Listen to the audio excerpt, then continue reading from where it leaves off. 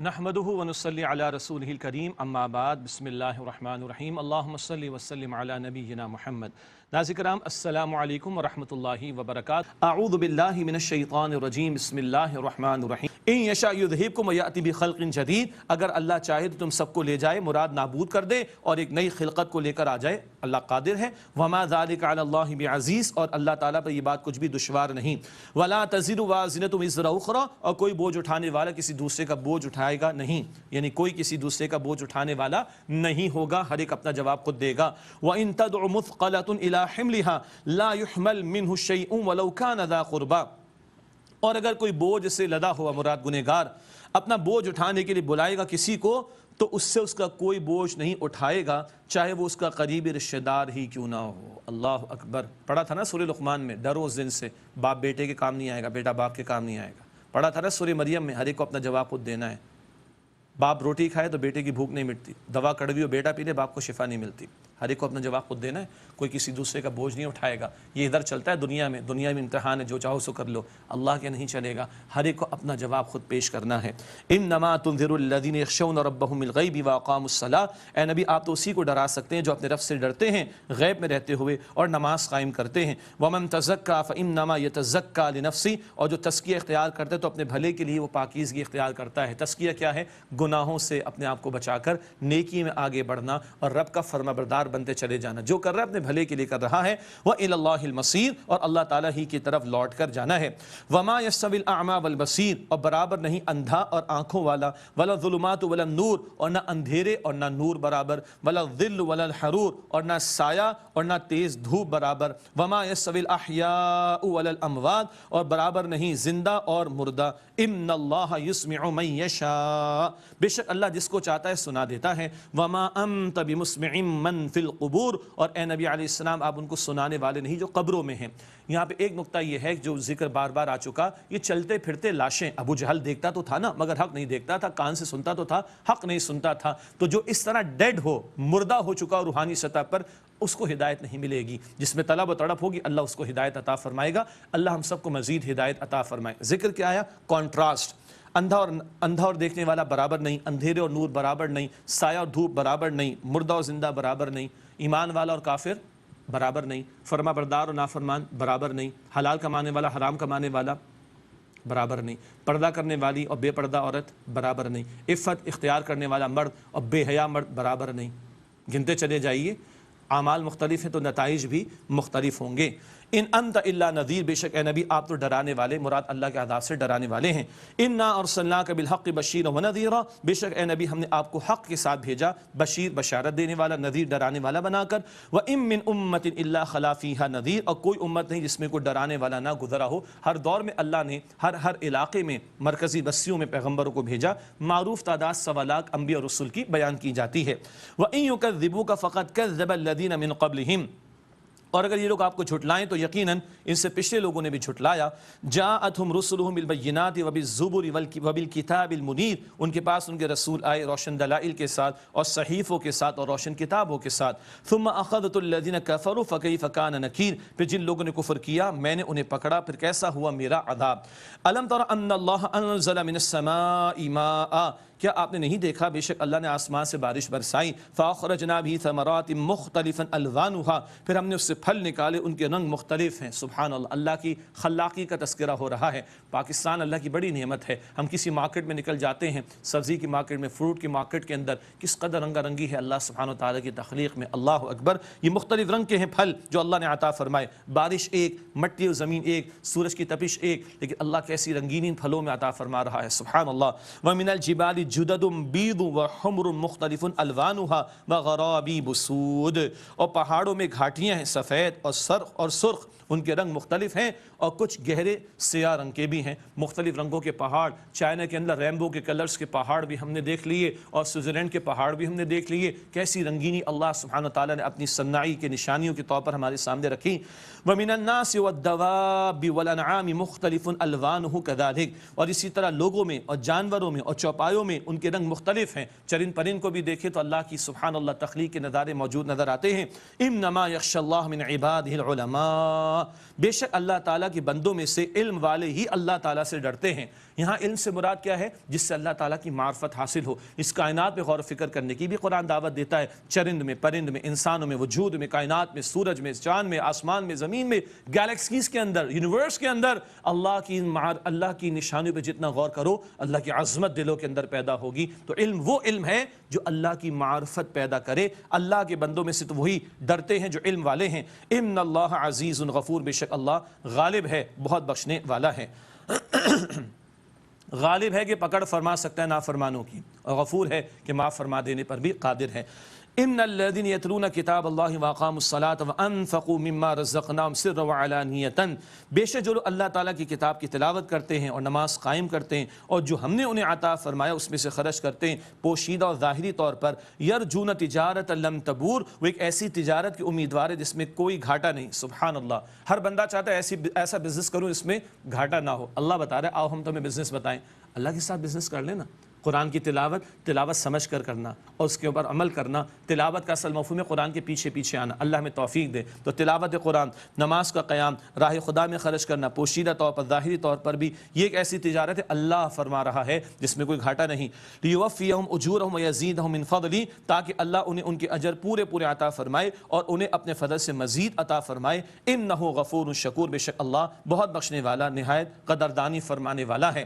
قدردانی فرمانے والا، سبحان اللہ۔ بندے، اللہ تو مالک ہے ان کا، لیکن بندے جب اللہ کی مانتے ہیں، اس کی شکر گزاری کرتے ہیں تو اللہ قدر فرماتا ہے، ان کا عمل قبول کرتا ہے، شکر گزاری کی روش قبول کر کے مزید عطا فرماتا ہے۔ جیسے سورہ ابراہیم میں ہم پڑھتے ہیں آیت نمبر 7 میں لئن شکرتم لازیدنکم، سورہ ابراہیم آیت نمبر 7، اللہ فرماتا ہے کہ تم شکر ادا کرو گے میں مزید نعمت تمہیں عطا کروں گا۔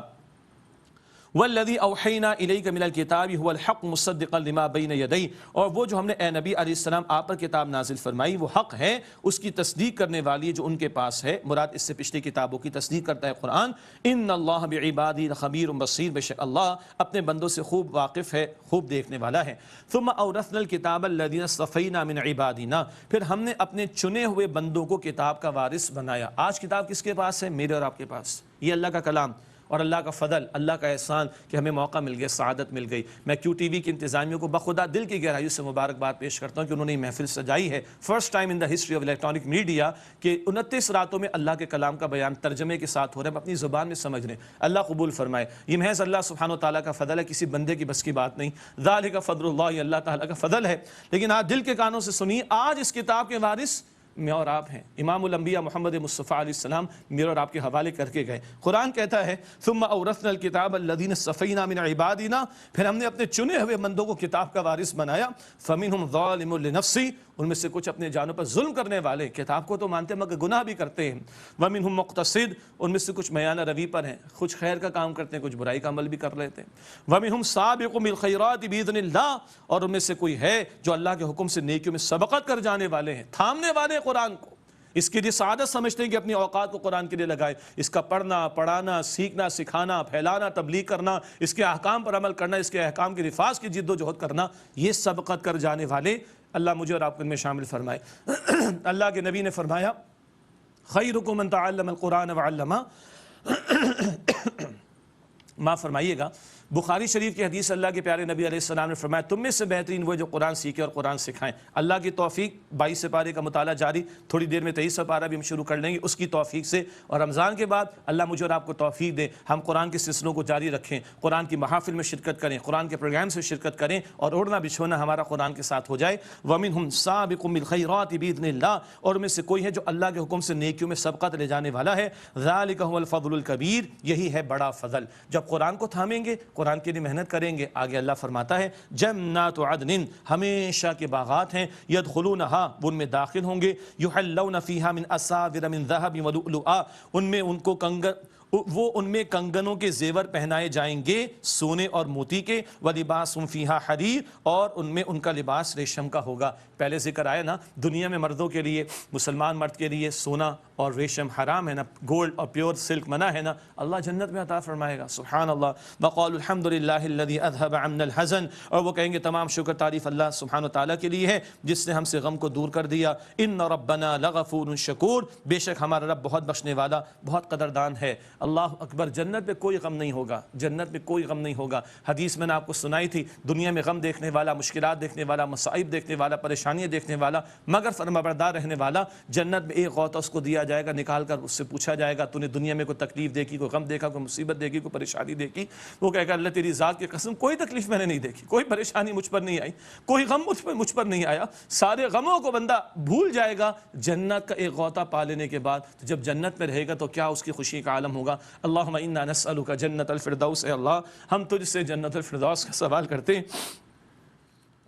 ان ربنا لغفور شکور, بے شک ہمارا رب بہت بخشنے والا ہے, بہت قدر فرمانے والا ہے. الذی احلنا دار المقامۃ من فضلی, وہ جس نے ہمیشہ رہنے کے گھر میں ہمیں اپنے فضل سے اتار دیا. اللہ اکبر. لا یمسنا فیہا نصب ولا یمسنا فیہا لغوب, نہ اس میں ہمیں کوئی تکلیف چھوئے گی اور نہ اس میں ہمیں کوئی تھکاوٹ چھوئے گی. تکلیف دنیا میں ہے, صبر کرنا ہے, مشکلات آئیں گی تو برداشت کرنا ہے, تھوڑی سی دنیا, چھوٹی سی دنیا, اور جنت میں راحت ہی راحت اور سکون ہی سکون. اللہ ہم سب کو یقین عطا فرمائے. اس کے برعکس والذین کفروا لهم نار جہنم, اور جن لوگوں نے کفر کیا ان کے لیے جہنم کی آگ ہے. لا یقضى علیہم فیموتوا, نہ ان پر قضا آئے گی کہ وہ مر جائیں, موت کو بھی موت دے دی جائے گی, موت نہیں ملے گی. ولا یخفف عنہم من عذابها, اور نہ ان سے ہلکا کیا جائے گا دوزخ کا عذاب کچھ بھی. کذالک نجزی کل کفور, اسی طرح ہم ہر ناشکرے کو سزا دیتے ہیں. وہم یصرخون فیہا, اور وہ دوزخ کے اندر چلائیں گے.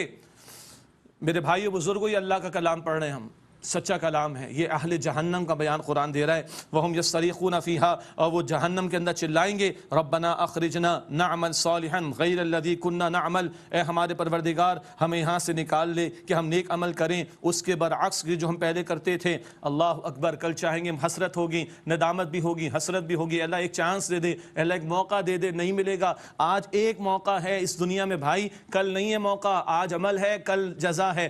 آج دار العمل ہے, کل دار الجزا ہے. اللہ آج مہلت سے فائدہ اٹھا کر کل کی تیاری کی توفیق دے. اولم نعمرکم ما یتذکر فیہ من تذکر, کیا ہم نے تمہیں اتنی عمر نہیں دے دی تھی کہ جو نصیحت پکڑنا چاہتا تو وہ نصیحت پکڑ لیتا. وجاءکم النذیر, اور تمہارے پاس ڈرانے والا بھی آیا. تمہارے پاس رسولوں کو بھیجا گیا, کتابوں کو بھیجا گیا. رسول و کتابیں وہ بھی نذیر ہیں, خبردار کرنے والے. اور ہاں, ہر بندہ جو جا رہا ہے نا میرے اور آپ کے سامنے دنیا سے, وہ آپ کو مجھے اطلاع دے کے جا رہا ہے میں چلا گیا تو بھی میرے پیچھے پیچھے آئے گا. یاد رکھیے گا, بڑھاپا بھی ایک نذیر ہے, موت کا وقت قریب آ گیا. کبھی کمر میں جو ہے وہ تکلیف ہو جاتی شروع, کبھی گھٹنے جواب دے جاتے ہیں, کبھی آدھا جواب دے جاتے ہیں. یہ سب کیا نذیر ہے. ایوری تھنگ از وارننگ, ہر چیز ہمیں خبردار کر رہی ہے. You have to leave from this world, تم اس دنیا سے جانا ہے. اللہ مجھے اور آپ کو یقین دے, مہلت دے رکھی ہے اللہ تعالیٰ نے, کبھی بھی ختم ہو سکتی, ابھی بھی ختم ہو سکتی ہے. اللہ آج مہلت سے فائدہ اٹھانے کی توفیق عطا فرمائے.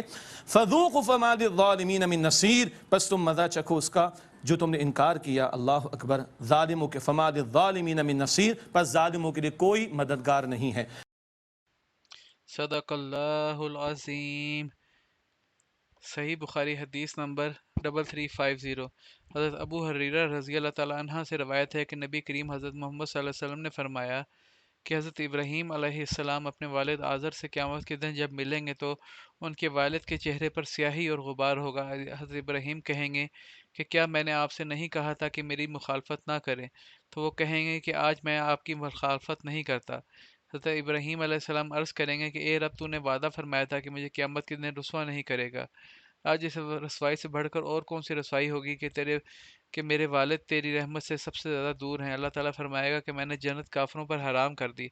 پھر کہا جائے گا کہ اے ابراہیم, تمہارے قدموں کے نیچے کیا چیز ہے؟ وہ دیکھیں گے تو ایک ذبح کیا ہوا جانور خون میں لتھڑا ہوا وہاں پڑا ہوگا. پھر اس کے پاؤں پکڑ کر اسے جہنم میں ڈال دیا جائے گا. علماء کے نزدیک اس کی شرح یہ ہے کہ چونکہ حضرت ابراہیم کو اپنے والد کو دیکھ کے دکھ ہو رہا تھا, تو اس لیے اللہ تعالیٰ نے ان کے والد کو ایک جانور میں چینج کر دیا. اور اس سے ایک علماء کے نزدیک اس کا ایک مطلب یہ بھی ہے کہ شرک کا جو انجام ہے وہ یہ تھا کہ اس کو ایک گھٹیا حالت میں تبدیل کر دیا گیا اور دوزخ میں ان کے والد کو داخل کر دیا گیا.